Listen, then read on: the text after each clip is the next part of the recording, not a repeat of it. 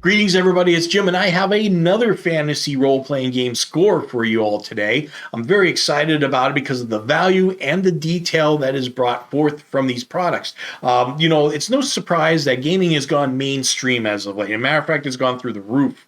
Nobody, I don't think, would have actually predicted how big this has gotten. And because of that, there's been a lot more demand and products out there that get the creative juices of the game master flowing. And I've gone through a few of these products, such as the Dungeon Challenge cards by Phil Reed. You got the Outdoor Encounter cards from Steve Jackson Games, and yours truly even got into the mix with the Labyrinth Encounter cards, and that was published by Steve Jackson. And I went through a video though for my first score was about the Thieves Guild series, and it was like $6 a book, and they were still available today, and they're just beautiful. And I bought them all, and man, you can just watch the video on that. But this is similar to that because this is also made back in the early days of role playing, and it was a generic supplement, and it was definitely by some great writers, including Michael Stackpole. So definitely, this is something that should wet your whistle and for quality material. So today, I'm going to be talking to you about this other Fantasy Trip RPG score, the Citybooks series from Flying Buffalo Games. So let's start with obviously number one, City Book number one, Butcher Baker Candlestick Maker. The idea behind this book should be pretty obvious. This is all about the weirder shops that you would see, not necessarily, I shouldn't say weird, but they just aren't going to be your typical everyday, hey, where's the weaponsmith? Hey, where's the armor? Maybe a spell shop. And even though they've got one of each of those in here, they don't focus on it. There's a lot of good ones here that are just off the beaten path. One of my favorites is Sky White's House of Levation. Okay, it's a spa. Pretty much, it's where you can go get cleaned up, get really relaxed, all that kind of stuff. Now, what else goes on in there? Well, could it be shady? Yeah, sure, it could be. Matter of fact, it's a perfect place to meet if you're tired of meeting your characters at the local tavern, right? The most cliched thing you can do.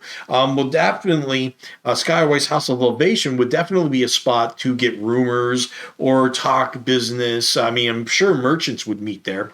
And another thing that the City Books do, and I might as well mention this now, because it's true out for all the City Books.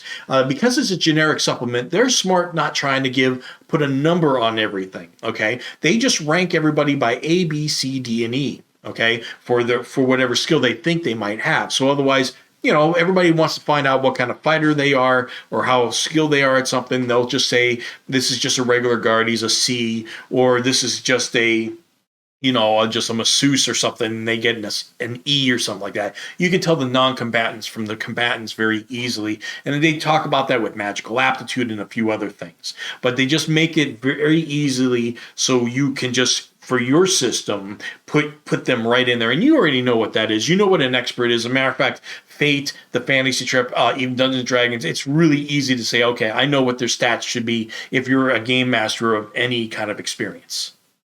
City Book 2 Port of Call really goes to town with the specialized book with, of course, the merchant area for ports and such. And now, obviously, they have a few ships that are in dock that you can choose from if you want a few encounters with, going overseas or something. They have other things like a lighthouse if you think one's appropriate for the area. Then there's even a bait shop if you're just a fisherman even. There is a warehouse if you need to store your items. That's a good one. And, of course, my favorite, the customs house, where all kinds of things would happen. You really probably overlook that a lot when it comes to probably going from port to port. Even as a person that doesn't have any merchandise, you may have to have papers. You may have to declare where you're coming from. Put your weapons away or something as a not a citizen of the town. All kinds of things can happen, and so the Port of Call book really adds a lot of subject matter to your campaign. So when you look at City Book number 3, Deadly Nightside, obviously, you're looking at the cover, Deadly Nightside, obviously this is going to be about thieves, right? I can't blame you for drawing that comparison, and you wouldn't be wrong. I mean, there's definitely organizations in here and the things that happen at night, but at the same time, it's not just for thieves. I mean, yeah, there are some stereotypical things, like it talks about a sewer system and what goes on there, but at least that part's written by Michael Stackpole, okay? So quality stuff there. But one of the things I like are some of the other things like the Nightside Inferior Court.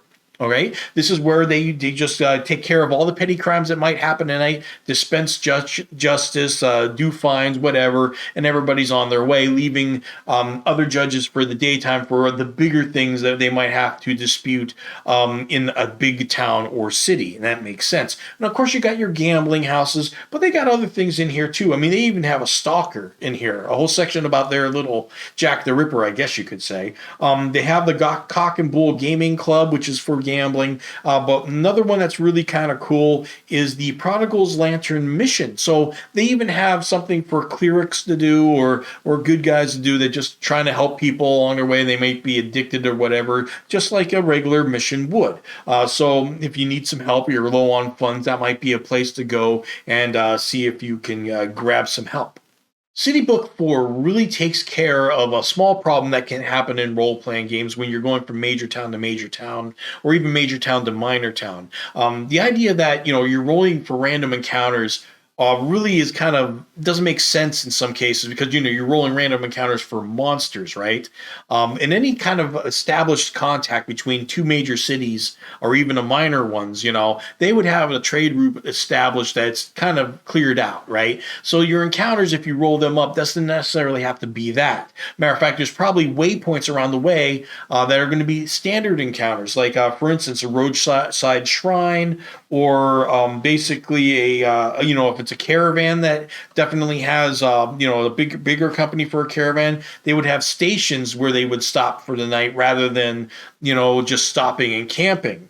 And then they would also have there's a Drakenstar Express, which is their Pony Express, right? For courier services, and they would have way stations for certain. But they in the back here, they also have wanderers. So if you do meet somebody randomly, now could it be just one person while you're walking along a trail and stuff, and just one person by itself? Or is it one person within a group of people, like another caravan or the caravan that you're in? All of that gets taken care of with Citybook 4.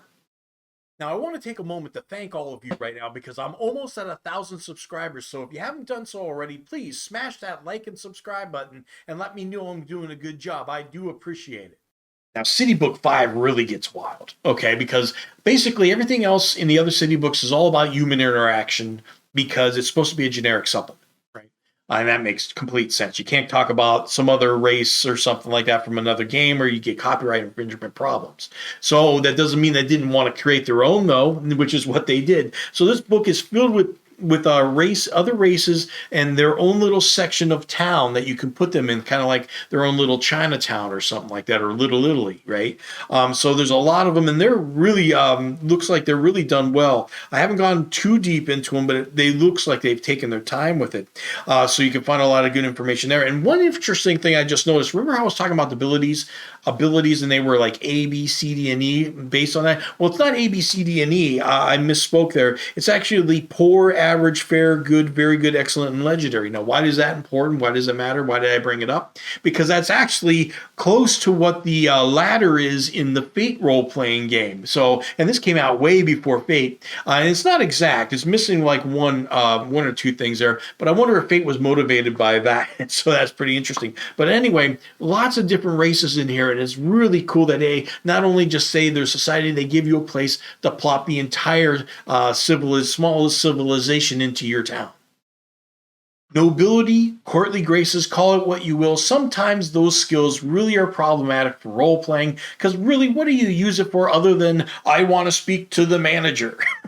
Right? It's the skill of the Karens. But Citybook 6 really takes care of that, Uptown, because it's kind of like butcher, baker, candlestick maker, and the idea that it's a whole list of places for the upper echelon to go to. Okay, this is like the Coliseum, the local theater, and some really interesting ideas are even the caterers. They have 5 pages talking about the caterer, and I actually had a caterer in one of my campaigns early on, so that's kind of makes me happy because I would definitely implant that right there. I wish I would have had it when I was running that guy.